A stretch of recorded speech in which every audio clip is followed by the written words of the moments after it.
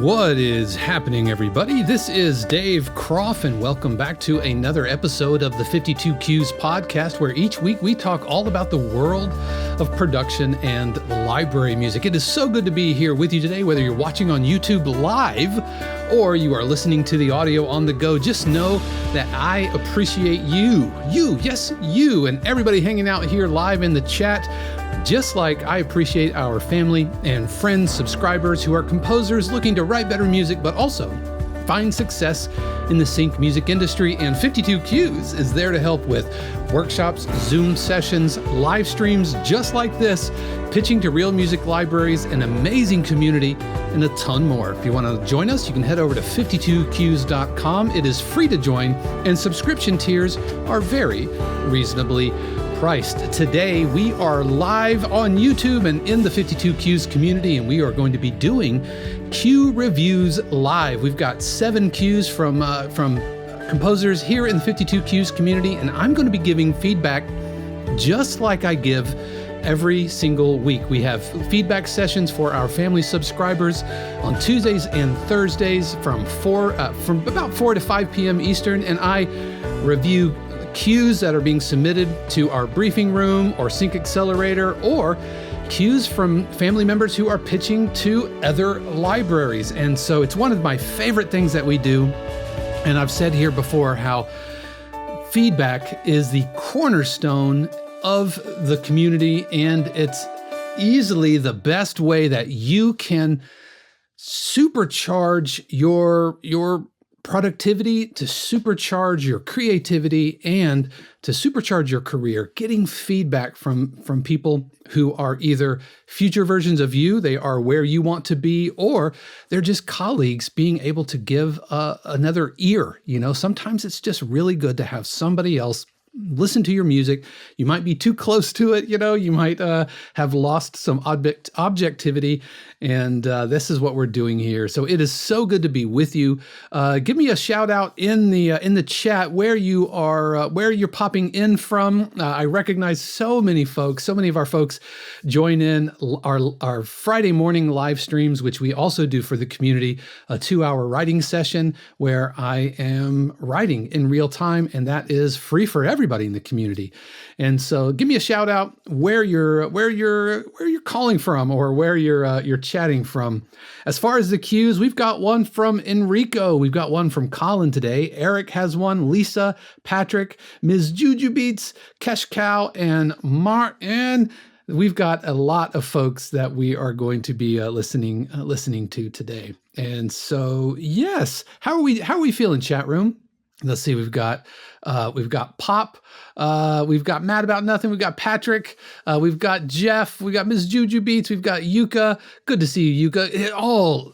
The Jathan Sparks is hanging out with us in the chat. You thought I had the best eyeglasses in the business? No, Jathan has the best eyewear in the business. Keschkau, that's Pop. We've got Productio Musica. Welcome. Mrs. 52 Qs also hanging out in the chat room. It's so good to be with you. We've got Tylen Jones. Really good to see Tylen, man. What is happening? I hope all is well. And Tylen is one of my former students at Full Sail. Matter of fact, Chris, Mad About Nothing, is a former student. We've got lots of Full Sailors in the house here today. We are calling from Hamburg, Germany. We've got Martin from Austria.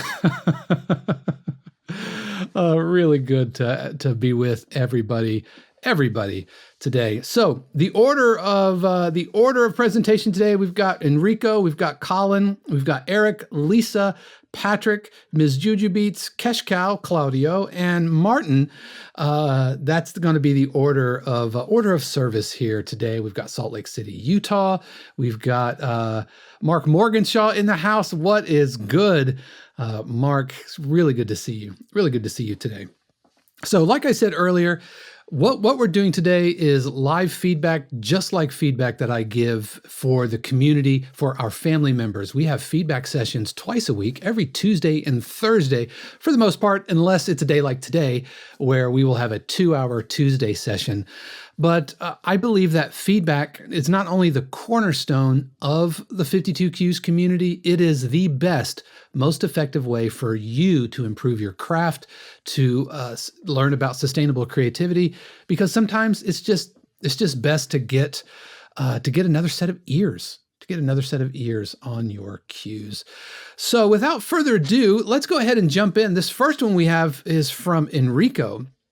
And Enrico sent along a cue called Nomad's Market Song, which is a traditional Chinese folk music cue. I've been working towards an album for a library which has shown an interest in it, steep learning curve and obvious Western musician influences in a different cultural musical idiom.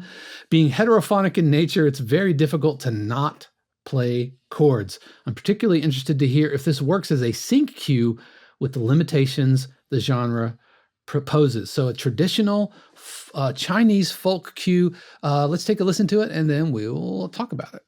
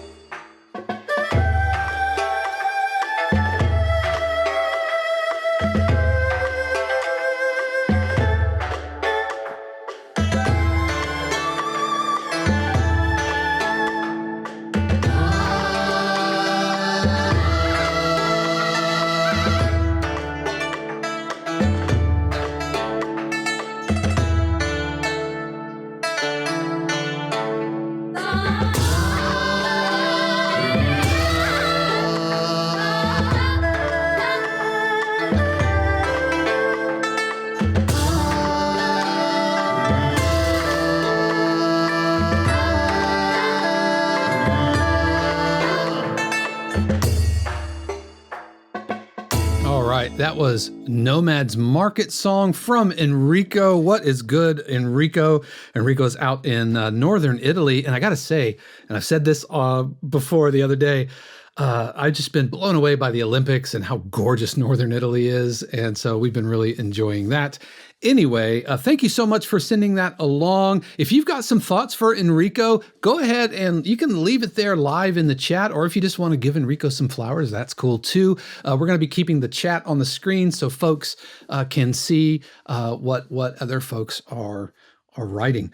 And so I really liked this, but I've got to say, I think the vocals, and maybe I don't know enough about Chinese folk music, the vocals sounded not as Chinese as I thought. Of course, the scale is D Mongolian, and I think if we're thinking kind of Western China, maybe I don't know. Once the erhu kicked in, I was like, okay, yeah, here we are. The drums sounded a little taiko-y, which is going to put us on the Japanese islands, and so but we have the koto,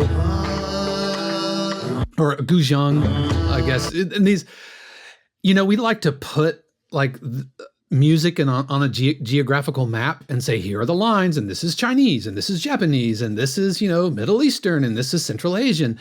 But music, just like cuisine and just like fashion, is a gradient. And so even though we might say this is Chinese and this is Japanese, the truth is that there's a lot of DNA that some of these instruments and even some of the scales and harmonies share. So we put them in a box, we put them on a map, but a koto and a guzheng have a lot of very similar DNA.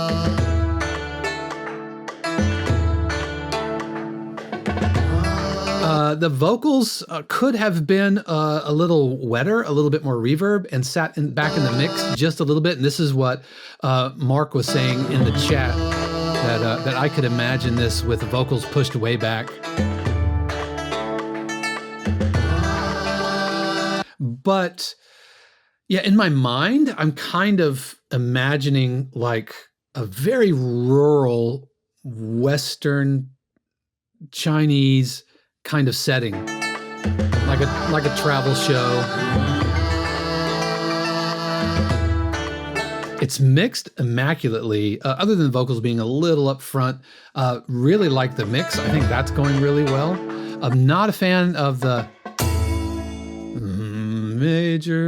major chord there at the end. That felt a little weird.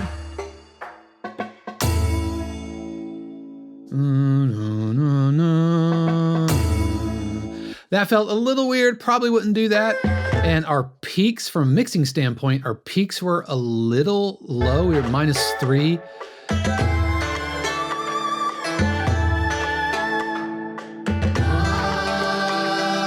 Bum, bum, bum, bum, bum, bum. Yeah, I think that really, really worked. So I'm looking back over the brief. Obviously, like you said, Western music influences in a different cultural idiom. The main takeaway is that the vox, the vocals are kind of pulling it out of China proper. Again, I could be way off base. I haven't done a deep ethnomusicological study of Chinese traditional. But if I were a music supervisor looking for quote unquote traditional Chinese music, I'm not sure that I would peg this as traditional Chinese, even though culturally it might be there. It sounds, like I said, more Western Chinese.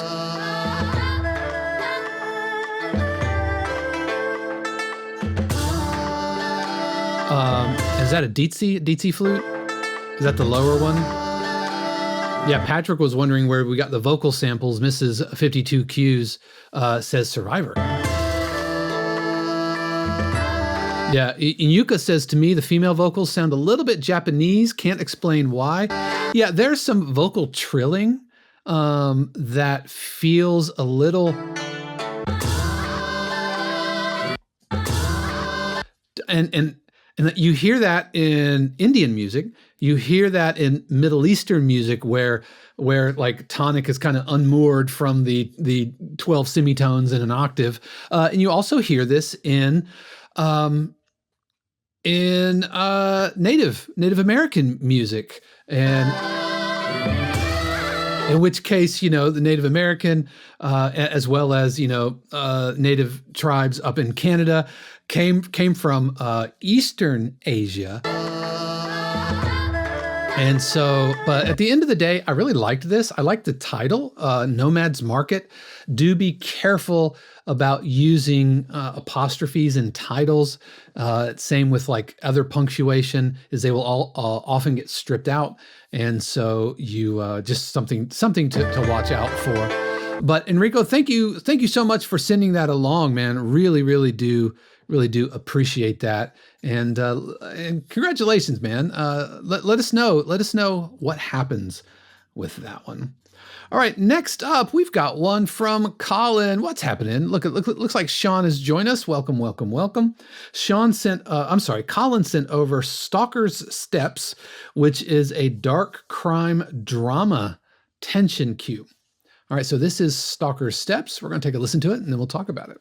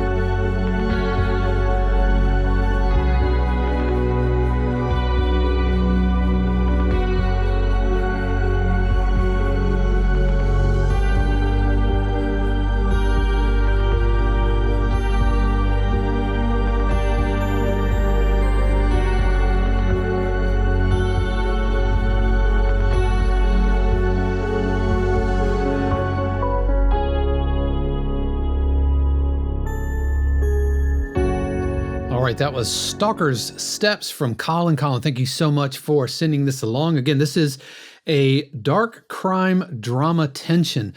There's a lot that's really working in this cue for me. I think the I think that's working really, really well. And for a crime type of a tension cue, they're putting puzzle pieces together. They're looking for clues and that kind of thing. I think that is the gold of this.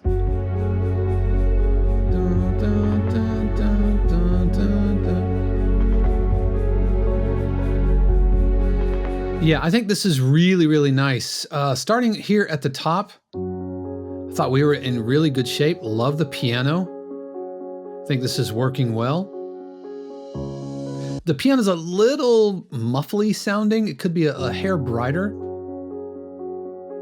And I think the strings came in a little strong. My rule of thumb is, unless you're doing like a drone tension cue, any kind of investigative crime type cue where you have pulses and moving parts, they're almost always going to take precedent, which means that sustained parts need to be pulled down in the mix. Yeah, that string's way down. And I wouldn't bum bum. I would wait, just pedal on the pedal on the F sharp.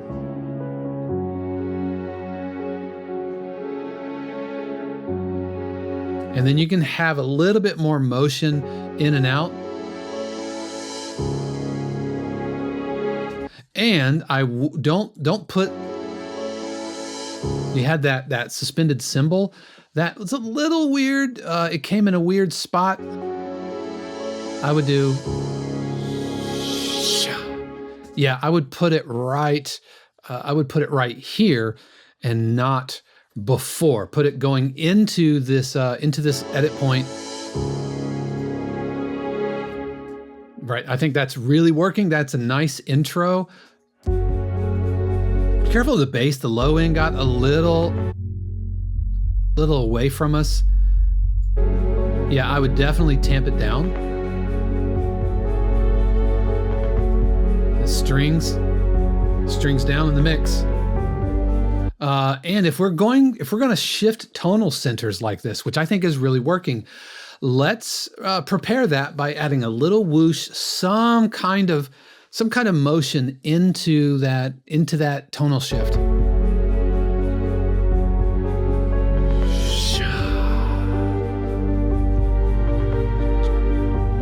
And I think we need another gear of energy here.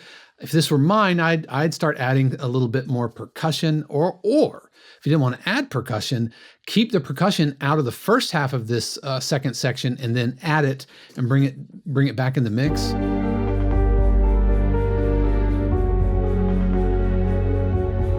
Yeah, I dig that key change, that tonal shift.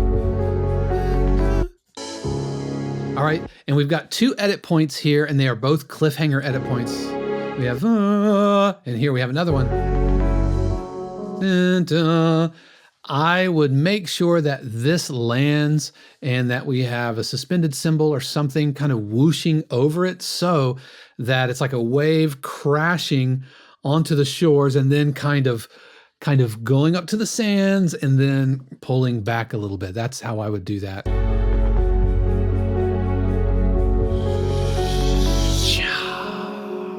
And then the waters recede.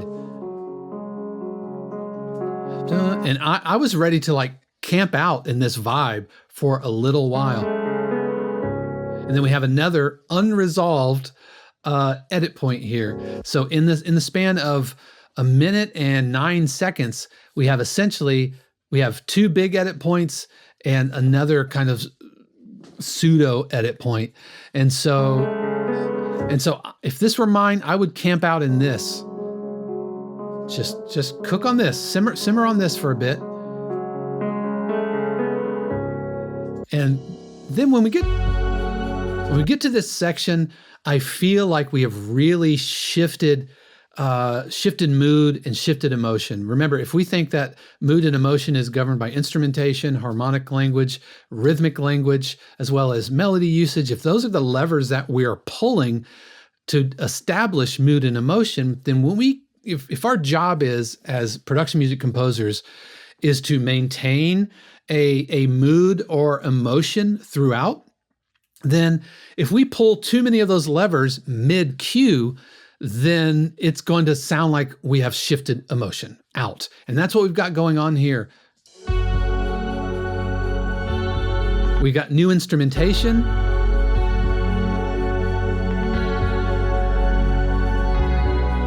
We got new harmonic language.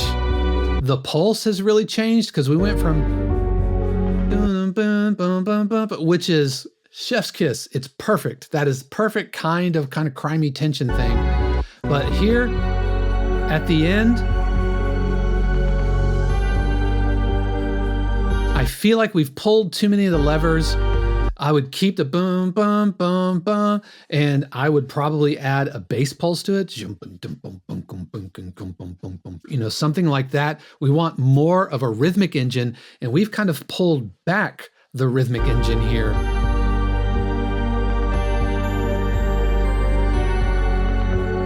Right? I hear a little bit of rhythm, but I feel like so if this were mine, again, I would camp out here a little bit longer. I would heighten this up and not bury all the pulsing energy down. Drive it. Yeah, the end feels a little artistic, if you will, for lack of a better term. My whole kind of artisan versus artist, the artisan brain. This is an artist brain. Or just drive, boom. And probably not a decelerando or a retardando. Yeah, that might be tough for an editor to use. But really do appreciate you. Somebody said in the chat, definitely it's tension, but I'm not sure it's dark tension, and I agree with that. It's investigation, I think, but as far as being dark tension, I'm not sure somebody editing a dark crime show where there's like grisly crime scenes and they have to blur out the bodies and that kind of thing. I'm not sure they're reaching for this. It seems a little bit more, not quite intriguey, just a little bit more thought-provoking, a little bit more cerebral, I guess. So, but thanks for sending that along. Really do appreciate it. All right, next up, we got one from Eric, and Eric sent along Marching to Ghouloria. Ghouloria.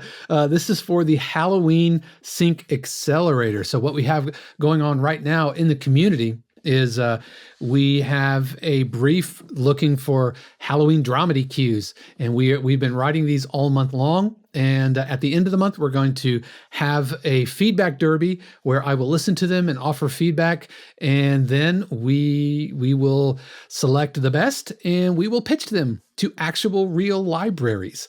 And so that is the Sync Accelerator. It is a perk of our family and friends subscriber. So this is Marching to Ghouloria.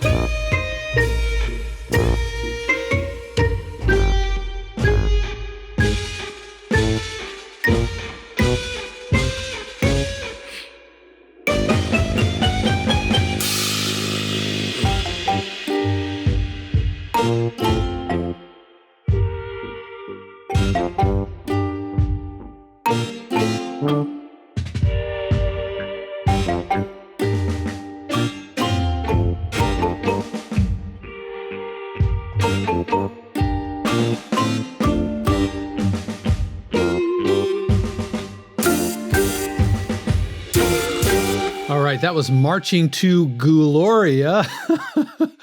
I would change the title from Marching to Ghouloria to Marching to Glory. Ghoulory, because we march to glory. Eric, thank you so much for sending this along. I think there's some really good bones here. The bam bam bam bam bam, I think, is a really good kind of dramedy-esque type of a hook. And I think our instrument choices were spot on, like the use of the theremin. I like that it's not kind of overdone, and we had some other kind of creepy things going on. But I think there are some form and some quantization and rhythm things which are going to be really, really difficult for an editor to kind of get their brain around. Because I'm having, somebody mentioned it there in the chat, kind of finding it hard where the rhythm lies, like having a hard time kind of feeling where one is. And I call this like rhythmic vertigo. Like if you're not kind of sure where you are in the form, then your mind will try to kind of like latch onto something. Human beings are exceptionally good at recognizing patterns, and musicians are exceptionally good, and we spend so much of our career looking for patterns in music. And so as a drummer, as soon as I hear these, I'm like, okay, I'm trying to like kind of find the rhythm. And then I'm like, okay, all right. So we're like 1 and 2 and 3 and 4 and 1 and 2, 3 and 4 and 1 but wait, now I'm like, oh, am I off? So we want to make sure that we have predictable phrasing, predictable layering that is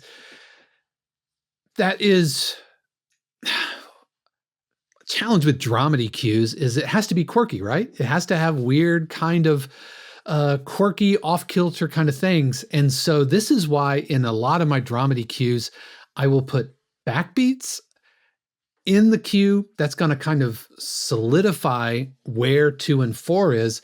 And I could get really creative with some of the syncopation in the melody.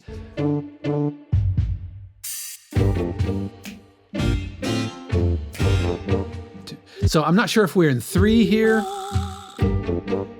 And so it's really hard feeling kind of where the form is. Again, like the instrumentation, I think we're in good shape. Like, woo, that's perfect. Do watch some of the highs here. We're getting pretty crispy in the hi-hat. We've even got a few things spiking at 25K. Let's be careful. But the timing and the form, I feel, really needs to be kind of locked in.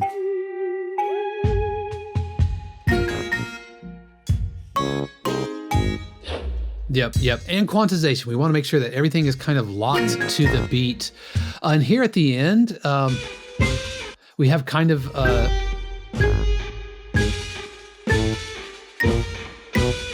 accelerando. That's going to be really, really tough for an editor to kind of lock into. Now, it could be like, they're like, yes. And if you were going to put an accelerando like this into any kind of cue, then 100% a dramedy cue is the best likely candidate. But this is going to be really, really tough for an editor to use. Probably wouldn't use it. If anything, this feels like scored, meaning like there's picture that I'm not seeing. And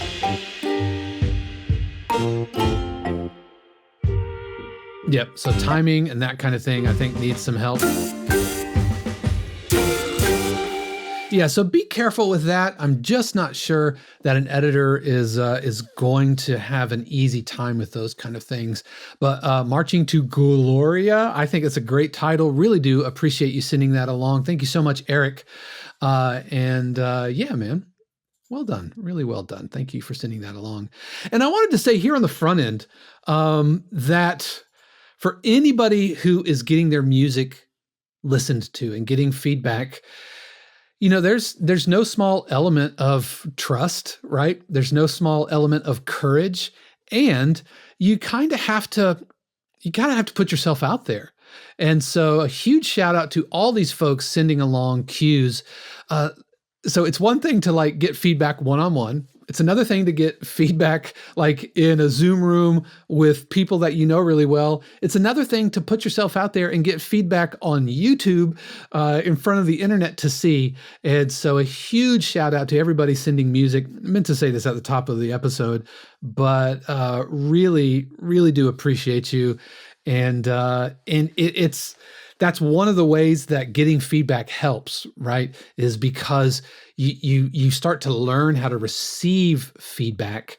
And for folks who are listening and offering feedback, that also helps, because when you give feedback, you are connecting like creative neurons in your brain.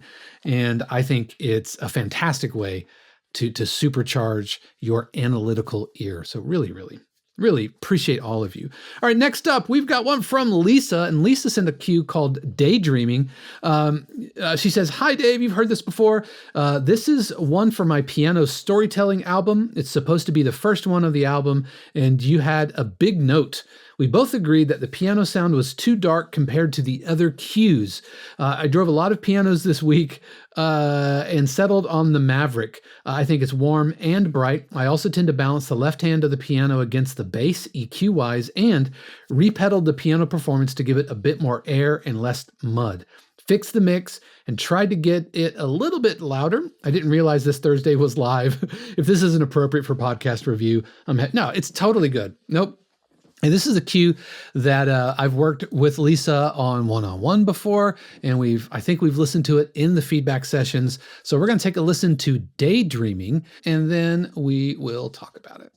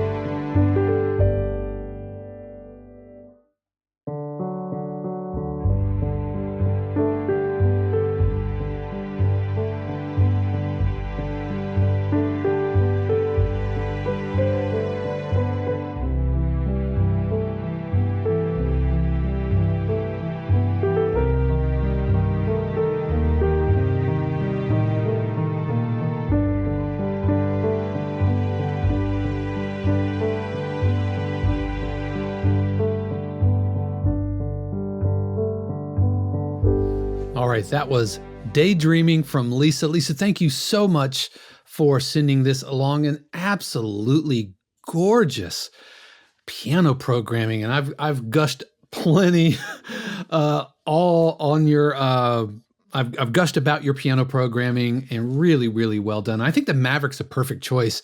If I'm not mistaken, is the Maverick the upright piano? It has that kind of intimacy to it that I think is working really, really, really well here. One thing about whether it's pianos or even marimbas, let's watch out when we have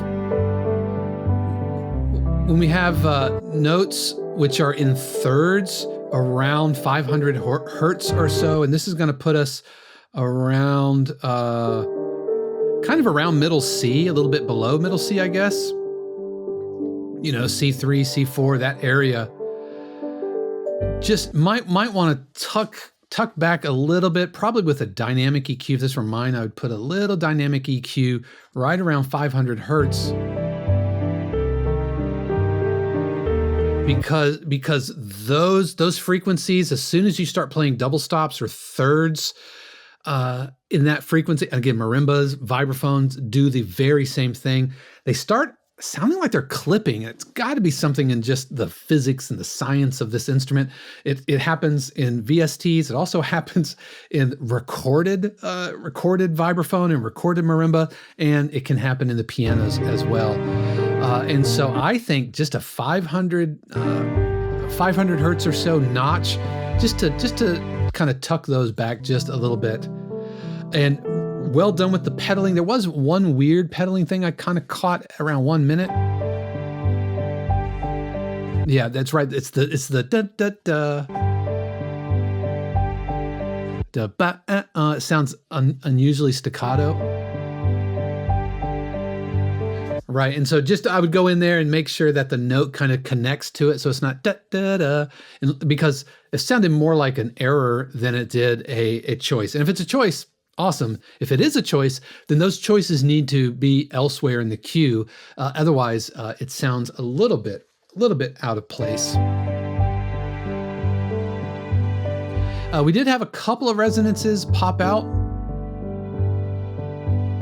That high melody, I'm going to turn this off for now.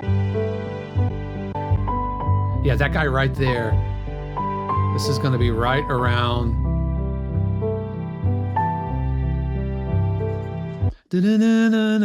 Fantastic harmonic choices. Really, really like these.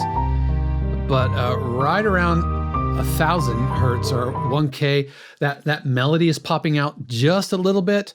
And I don't know if EQ is the answer as much as just pull the velocities down just a hair so they're kind of settling into the mix a little bit better.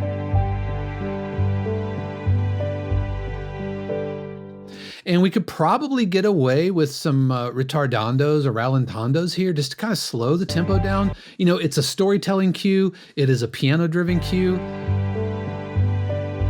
Dun, bum, bum. All right, and so if you pull the tempo back just a little bit, because these are emotional storytelling cues, and that gives us permission to do some tempo gymnastics here. Slow it down, right? And then when we pick things back up, that's going to feel like a lot of motion. That's going to be really a nice change.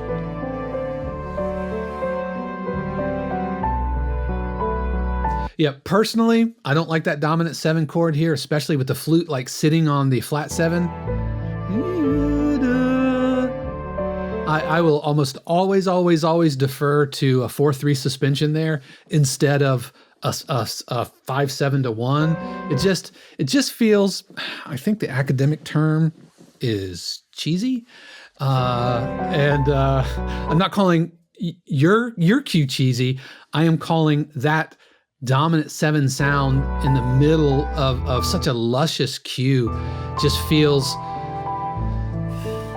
unnecessarily, yeah. I don't know if modern is, it doesn't sound very modern. I mean, and then I say that, and then I'm like, okay, what about like Purple Rain has a big dominant 7 chord in it, so yeah. All right, I think we're working really well here.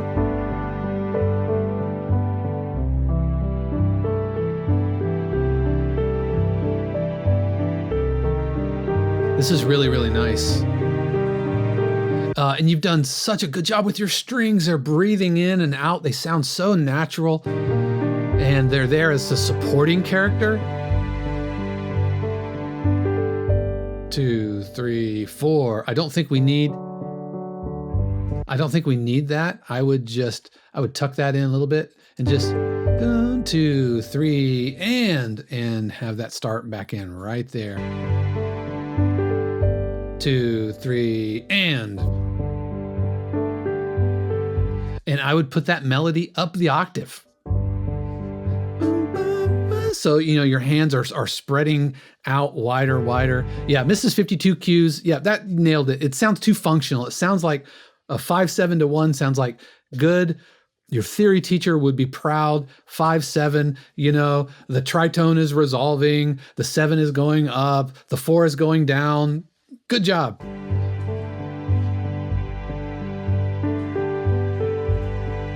Yeah, and Productio said a dominant 7 creates tension, which feels distracting. Right, yeah, that tritone resolving, it does create tension, whereas a 4/3 creates a sense of tension, but it feels a little more like a warm bath. But admittedly, this is probably just my own hang up, right? So I honestly, probably not, a library's probably not going to listen to that and go, well, I'd put it in my library, or I'd sign it, or I'd put it on TV, if it weren't for that dang dominant 7 chord.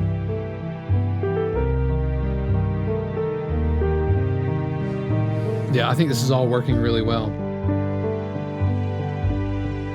And I would put a rallentando here. Bum, bum, bum, bum, bum, bum, bum. Yep. Yeah, absolutely. And can we have a string playing the 3rd down there? I think that would be really nice. But thank you so much, Lisa, for sending that along. Really do appreciate you. Lots of love there in the chat. What's up, Arco? Good to see you. Thanks for joining us. Let's see. Nathan says beautiful melody. And there's a suggestion about putting a little bit more reverb on the melody itself, just to have it kind of pop out a little bit. Not pop out, but just have a little bit more ambience to it. But Lisa, beautiful work. I'm a huge fan of your piano stuff, and I really, really enjoyed that. All right, next up, we've got one from Patrick. Patrick sent along a taxi listing, or one for taxi. It's called Evasion. From a taxi brief looking for tension trailer instrumentals. And some of the references were True Detective, Prisoners, The Guilty, looking for trailers that build suspense, unease, and intensity, designed to fit movie trailers, TV promos, 3-act trailer style, tension-filled. They are looking for strings, pulsing synths, synth basses, orchestral percussion, hybrid sound design, impacts, risers, rhythmic pulses. And okay, all right, so this is Evasion. I think Patrick's hanging out with us in the chat. What is happening, Patrick? Here we go. Let's take a listen.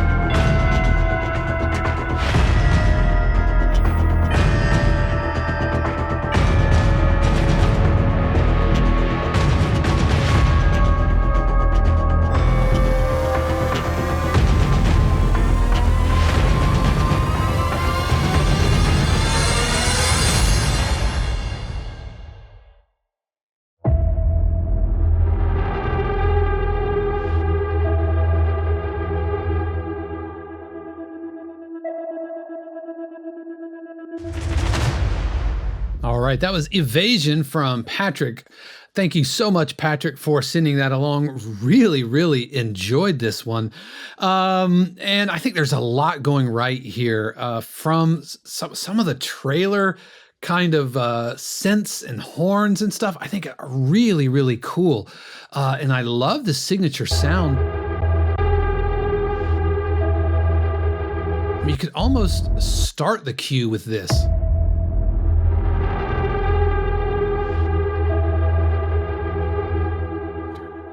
4, boom. I think that's a much stronger start than this. This is cool, right? But this grabs your attention. All right, so we're at 120, and I'm gonna go ahead and put this onto the grid. And I just wanna see what it sounds like. Let's take this over here, and let's put you back over here, and let's see what that would sound like if we did that.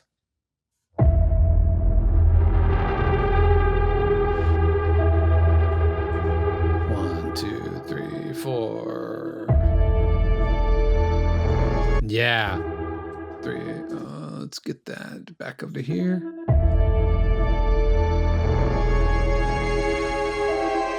That's a much stronger start. Comes out of the gate, you've got these. That sound is fantastic. Absolutely fantastic. And you got that sonar ping kind of thing happening, which I think is working really well. Now, the string sound you've got going, the synth strings, I'm not sure about that. I'm not going to pull up the references because we're on YouTube live here and it'll get like flagged for copyrights and all that kind of stuff. But it sounds a little analog-y. And it could be that the references themselves have this in it. But I wasn't a fan of that. Everything, now I don't know what I would change.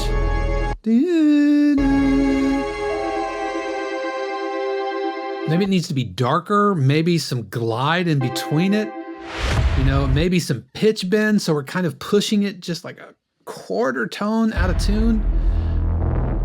But some really good sound design here.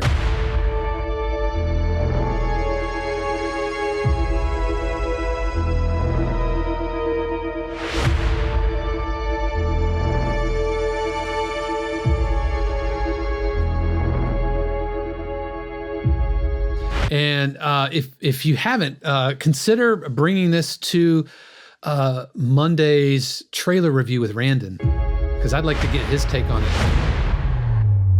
The sub drop, we've got 2 sub drops, and they're the same sample. Don't make me Dikembe Mutombo, like Yeah, and if you're going to do this, then connect it.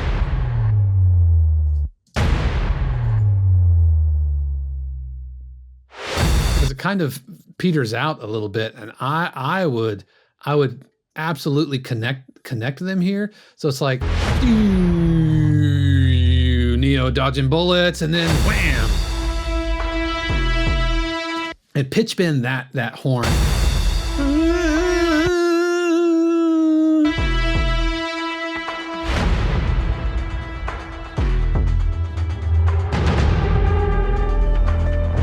I like the, I love that we're bringing that, and we're building the energy, and then we have another. Yep. All these kind of sound designy things. I think we're in good shape here. Love the pulses. We're in good shape here. I would not do a same sub drop here. Wham! Just hit it. Don't do a sub drop, right? If the sound designer or if the editor wants another sub drop, they got all kinds of sub. But yeah, just let it float in space. We don't need 2 full measures of that, and make sure that your audio tail carries through. We kind of went down a little too. Hear how it kind of the audio tail just kind of ended. You want that to carry out. Throw some Realm reverb or some Valhalla Supermassive. Just let that echo. And by the time we get to Act 3, we need more energy. Like fire everything. Like we need so much more rhythmic energy. And we kind of hinted at it because we have that happening. But by the time we get to here,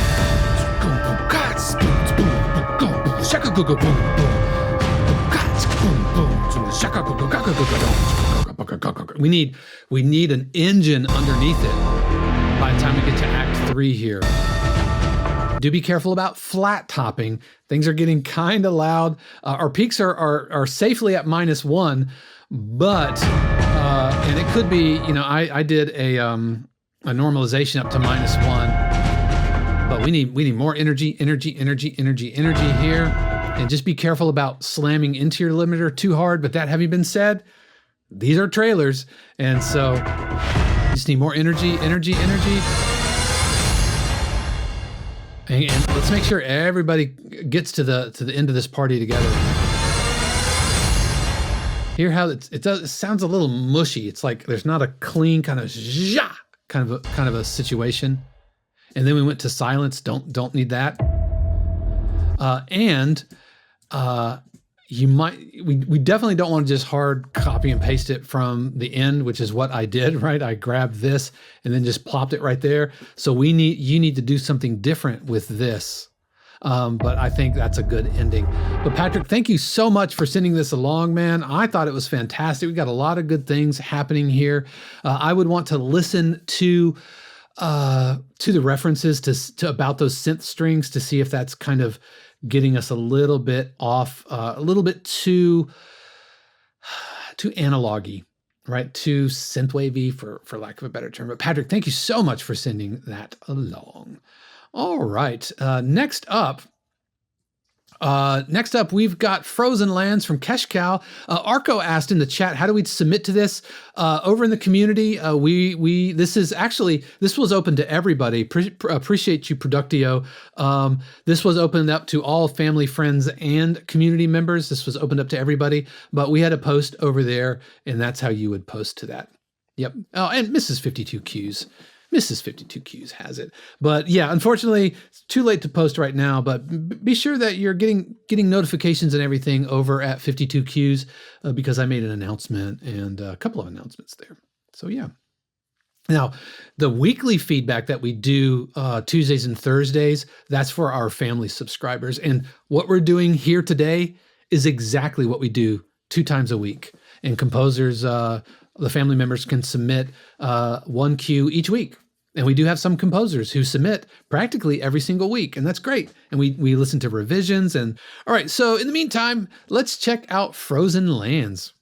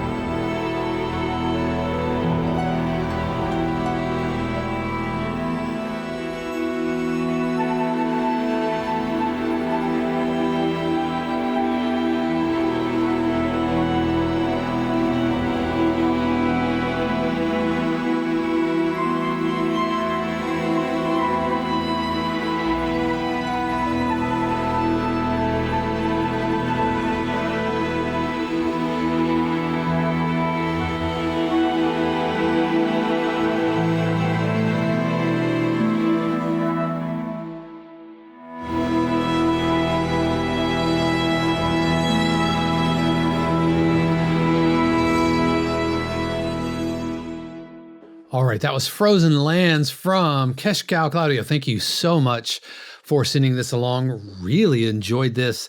Love the strings, that kind of flautando. I'm imagining it sounds like we're using a lot of the, or not a lot, but some of the Spitfire, either their Iceni, is that the one? Or the ones like recorded just at the edge of silence, or some of the, the evolutions, the string evos, I thought were really, really well done. Watch the leading silence, by the way. And I know it's kind of coming from Niente, but it was a little bit too much here. And I think we can sneak those in even more. And it might mean that we're actually, I mean, if you can't get the modulation or the expression to kind of come from Niente, Keschkau says it was British Drama Toolkit. Yep, cut from the same cloth, right? It's a lot of that. British Drama, is that, what is Oliver Arnold's, right? Is that one of his? Of course, he's Icelandic, isn't he? But yeah, I think these could kind of come from nothing a little bit more.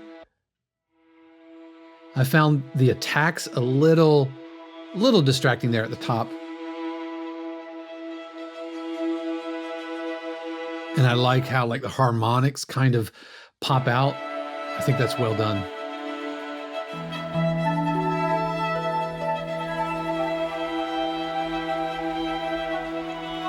Really, really nice work. Really digging this. Now I noticed that you put the BPM, I asked what the BPM was.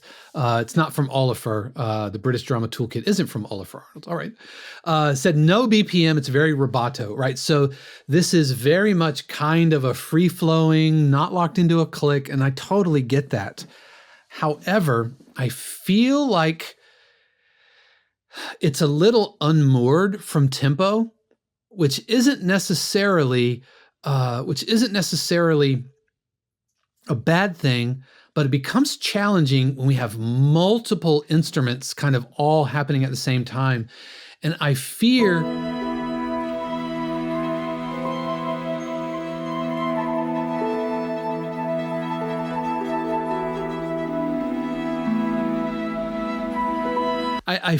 it feels a little busy, right?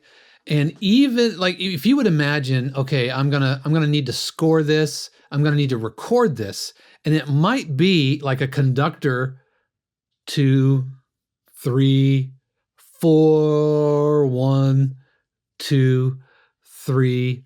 They might be conducting like at 50 beats per minute or something like that, but it would still, even if it didn't sound on a grid or to tempo, it would be written and conducted to tempo.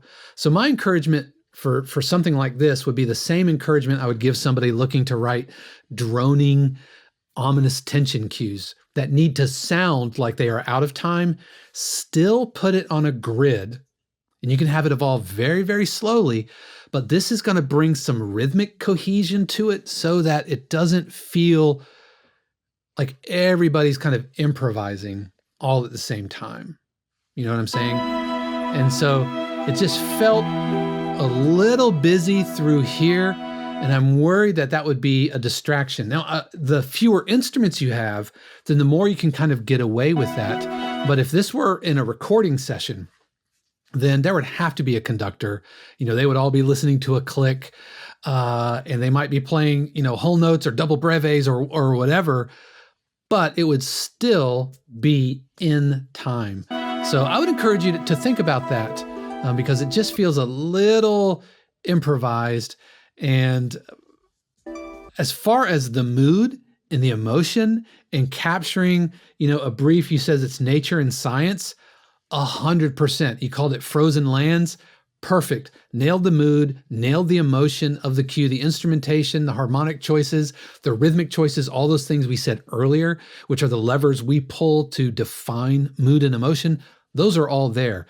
But because it's not kind of locked into the click. By the way, my favorite moment of this whole cue. Love that. Can we have more of this kind of thing? That is like realm or supermassive or something, it has that sound designy, shimmery reverb.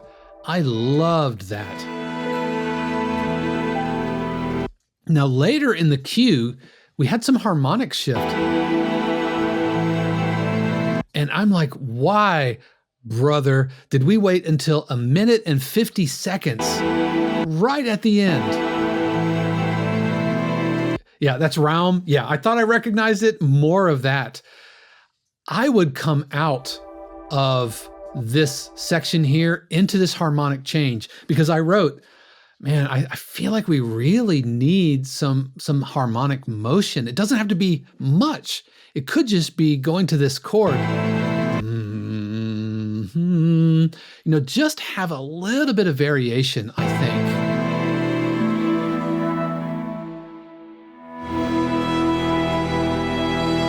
And I'm not sure you need like this big, powerful ending. If this were mine, I would attach this a little bit more to this section and then end something that feels more delicate, more kind of, and we can add an edit point. So if an editor wanted to end it here, they could.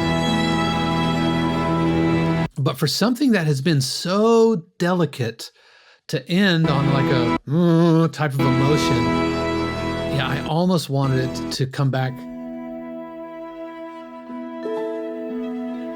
to this, like almost like a coda, kind of like we would for a trailer. But at the end of the day, man, I think this is fantastic. Really loved it, and you nailed it. You are absolutely spot on with that, Keschkau. So thank you so much for sending that along. Loved it, and this makes me want to rethink the British Drama Toolkit because that's really, really nice, man. That's really, really nice. All right, looks like we've got Ms. Juju Beats. Thank you so much. Glad we were able to get that along. So let's go ahead and take a listen, and then we'll circle back to Martin.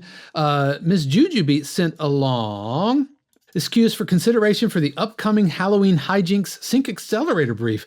Have a feeling that I'm probably pushing it too far for a dramedy cue, but I appreciate the feedback. So let's take a listen to Hip Hop Pumpkin Pop.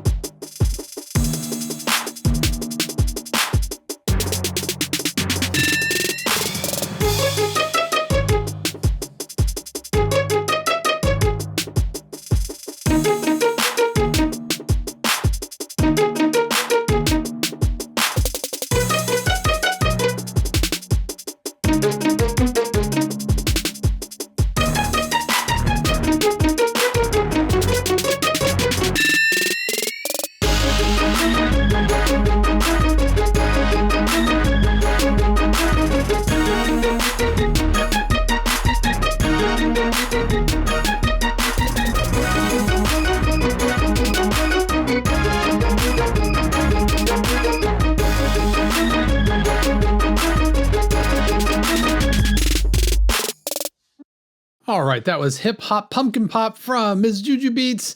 Thank you so much for sending this along. Yeah, I like the vibe of this. Like it's got,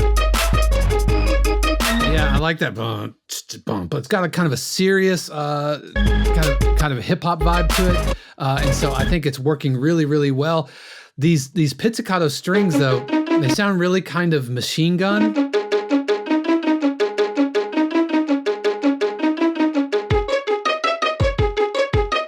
And it's really, really loud. In general, it's really loud. We're dangerously close to flat topping, which means we're pushing really, really hard into the limiter. Yeah, watch some of the Yeah, you can see all of those frequencies really spike up. So we need to tuck back some of these highs. This vibe is cool.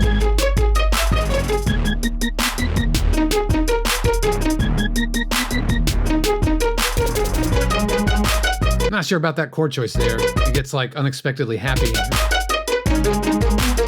And also the chord is kind of moving around. And so instead of the main motif, boom, bum, bum, bum, bum, bum, bum, bum, kind of hovering around one space, it feels like it's jumping up and down with the chords. Might be an arpeggiator, and then you're revoicing the arpeggiator. That feels a little weird. I mean, that's like, I dig that.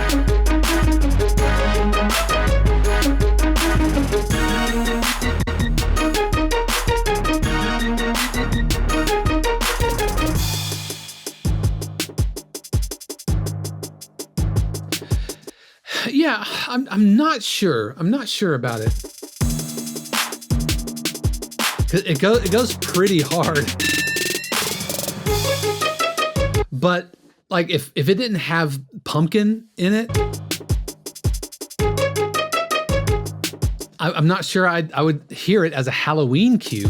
Now, that doesn't mean you have to have theremin and you have to have and whoo. It doesn't mean you have to have all those tropes. But I mean, this could about work as just kind of a dark, intense kind of hip hop cue. Yeah, there's that cool drum fills. Those are all working really well.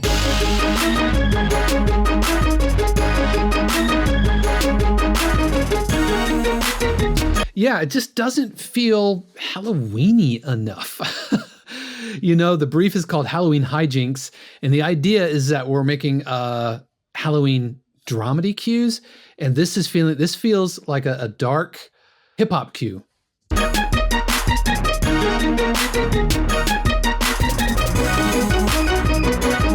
Yeah, so at this point, you know, the choice is do we try to kind of wrangle it back to dramedy, or do we just kind of stay in what it is and put it in a drawer and wait for something that's looking for like kind of dark, more intense hip hop?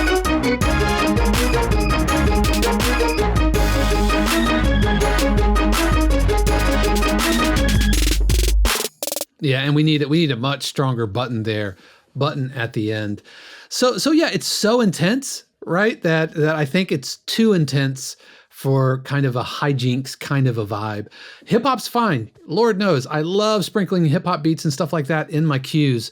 But yeah, it comes off, I think, a little overly aggressive. And like I said, if I didn't have the word pumpkin in the title, I'm not sure I would have known that it was Halloween. But I appreciate you sending that along, and it could be like slowing it down, add some like creaking doors and some wolf howls and that kind of thing. That might get us there. Lots of feedback for you there in the chat. Really appreciate everybody giving feedback in the chat. Super helpful. And so yeah. Y3Q3E says almost like a challenge cue. Yeah, well done. Really, really well done. And like I said at the beginning or earlier in the day, it takes no small amount of courage to put yourself out there. So a massive shout out to everybody who is sending cues here. So appreciate you, Ms. Juju Beats. Loves it. Ms. Juju Beats joins me along with a handful of other folks every Friday morning at 7 a.m. Eastern. We are doing live streams where I am writing music live for you to watch, and it's free to the community. All you do is you become a member of 52 Qs. It's free to join. You don't have to be a friend or a family member. We have a lot of other perks and benefits for those folks, but for the community, I do live live streams every single Friday morning from 7 a.m. until 9 a.m. Every Friday, except for holidays or like if I'm on spring break or something like that. Some of the other events that we have in the community, we have Zoom office hours every Monday. That is for our family folks. We have Sync Accelerator Brief for our friends and family. And we have feedback sessions twice a week. We have master classes, tons more for you to check out. And so if you're watching this and you're like, wow, I like his beard, or I like what he's saying, or man, this would be really, really helpful, then why don't you think about joining us? It's free to join. Head over to 52cues.com, and we do have subscription tiers where you can get in on weekly feedback workshops where we have topics that we talk about. This coming Monday, we've got Randon Purcell, who is at the top of the trailer game, who's going to be joining us, and he's going to be listening to your trailer cues for our family and friends subscribers. We do workshops and we bring in guests every single month. I already mentioned the twice a week feedback sessions and Friday morning live streams. And that's not even counting the cue review videos that you can check out, our production music almanac, which is a living, growing ebook. And so there's a ton for you to check out. So if you like what you see and you want more of it, then head over to 52cues.com. We would absolutely love to have you. And ad segment over. So we are going to wrap up the day by listening to one from Martin Eder. Martin sent along Enjoy My Darling. He says, this cue is already quite old, so it's from past Martin. Back then, I was still learning how production music works. You can hear that in the cue. There are certain production music conventions, structure, edit points, etc., that are only partially present here. From today's perspective, I actually don't think the mixing and mastering are that bad, although there's probably still room for improvement. One of the challenges with this cue was combining the fixed vocal lines from the library with my melody. I'd be very interested to hear what you would change to turn this into a cue that meets today's standards. I'm not a native English speaker, so I'm not sure whether the title makes sense.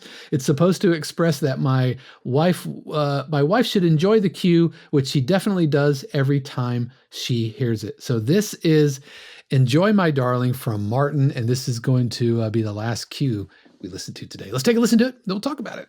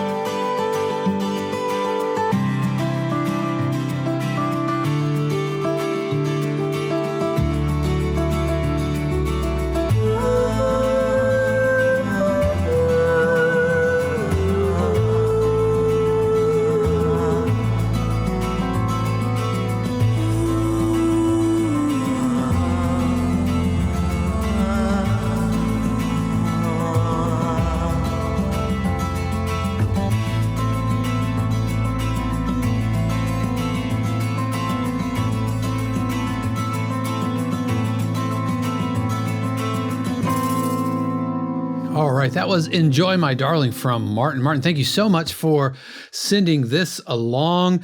You mentioned like this was before you really started getting your brain around production music, and I think we're in pretty good shape here.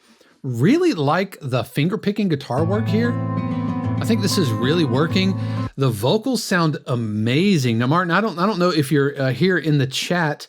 Love that the vocalist is fantastic. I think it could use much more reverb. I think it could be further down in the mix, and I would adjust some of the timing. Some of the entrances seemed a little back behind the beat, and I thought they were a little distracting.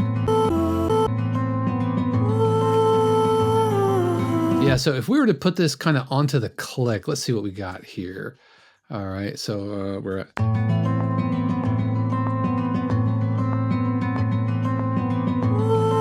Yeah, see how it's late. And so you've got to anticipate that, slide it forward so the note blooms at the downbeat.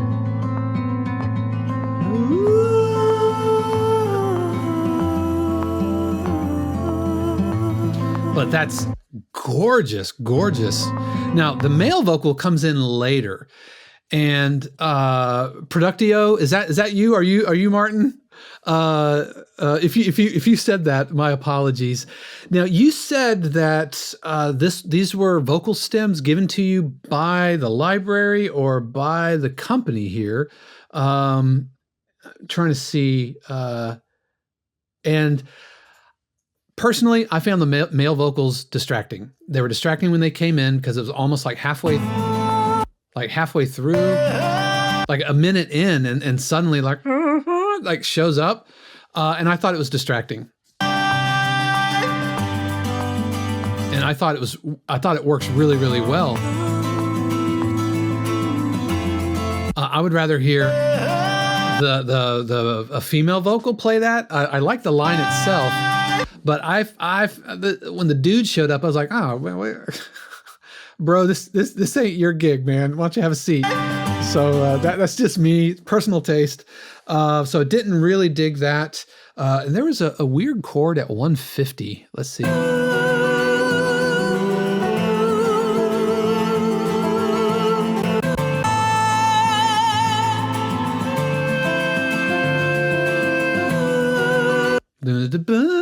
Right there, that note feels weird.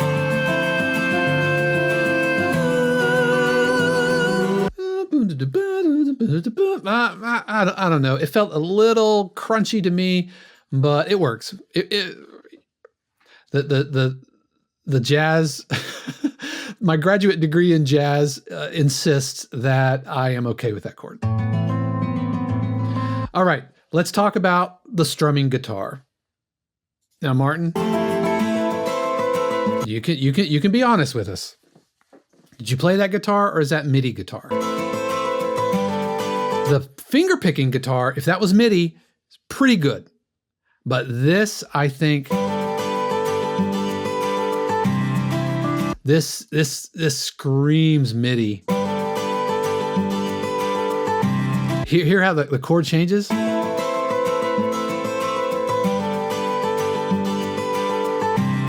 Pulled me straight out.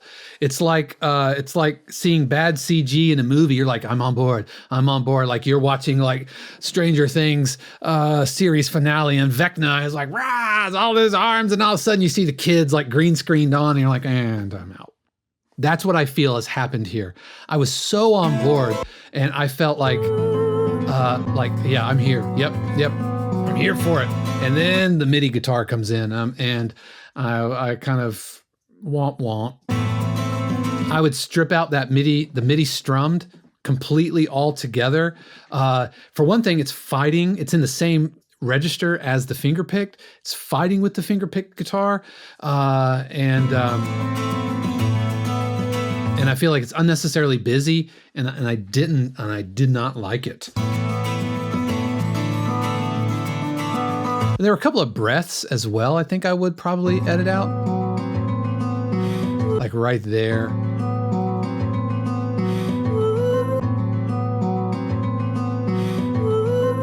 Especially because she breathes in and then she's late. Yeah. Martin says, I'm a lousy guitarist. I hear you, man. I hear you. And if the finger-picked guitar is MIDI, that's okay, because finger-picked is a lot easier to kind of be convincing via MIDI, but strummed guitar is really, really tough because there are so many overlapping frequencies, and the way that the instrument responds, it's different than finger-picked guitar. But I'm digging this. Another note as I had was it took way too long. Took way too long for low end. Like, we spend this whole time with like nothing really below 140 hertz.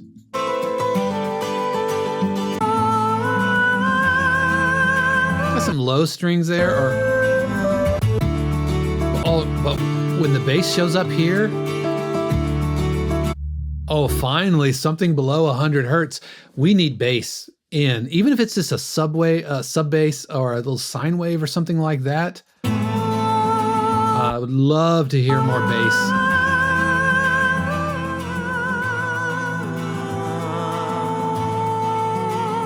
But at the end of the day, I think form and structure is good.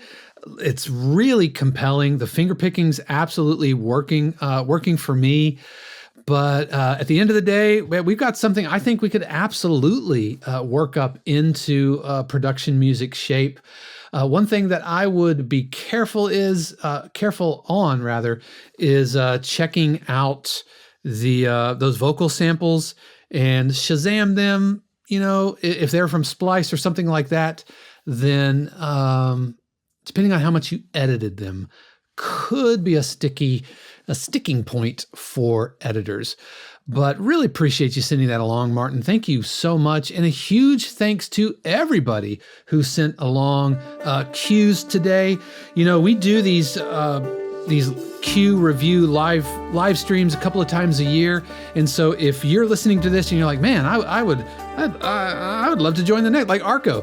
Man, get your notifications happening over at 52 Cues, because we do make announcements. And like I said earlier, if this is something that you think would be super valuable to have on a regular basis, then why don't you join us over at 52 Cues? It is free to join, but for our family subscribers, we do this a couple of times a week, all year long. So we would love to have you. So for everybody joining me here live on the live stream, thank you so much. Just know that I appreciate you, because none of this would be possible without your support, whether you're a paid subscriber or not. And if this is something that you like what we do here at 52 Cues, then why don't you go ahead and subscribe, and you'll be notified when we go live next time. Also, we do podcast episodes every single week. And what have we been thinking about the co-hosts? Really have enjoyed that. We've got more interviews coming up. We've got interviews with successful composers who pull in like 5 figures every quarter. We've got interviews with Warner Chappell, more Warner Chappell folks, and more. So that's all coming up here very soon in the community. But just know that I appreciate you. Thank you for spending part of your day here with me. But that is going to do it for me today. And just know, friends, that I know that you are going to have an amazing rest of your year, because I know that the universe has amazing plans just for you. Until next time, peace. The 52 Cues podcast is copyright 2026 818 Studios, all rights reserved. The music played on the podcast is copyright of their respective owners and is used with permission and for educational purposes only. For more information, including joining the community or becoming a member subscriber, head over to 52cues.com.